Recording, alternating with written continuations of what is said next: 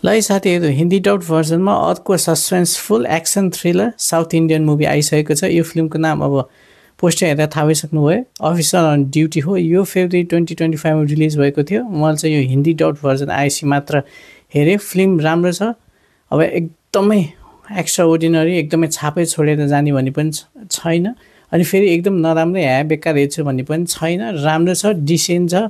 First half र second half उत्तिकै राम्रो छ। फर्स्ट हाफ अझ बढी इङ्गेजिङ लाग्यो मलाई, किनभने त्यो सुसाइड केसमा आधारित छ यो फिल्म। अनि सुसाइड केसहरू किन, कसले गरेको, के मोटिभले गरेको भनेर फर्स्ट हाफमा इन्भेस्टिगेट गर्न थाल्छ। सेकेन्ड हाफमा भने एक्सनहरू छ।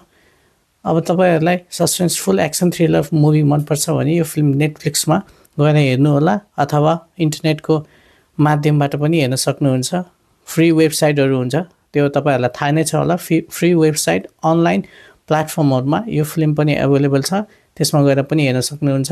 र नेटफ्लिक्स त छँदैछ। धन्यवाद।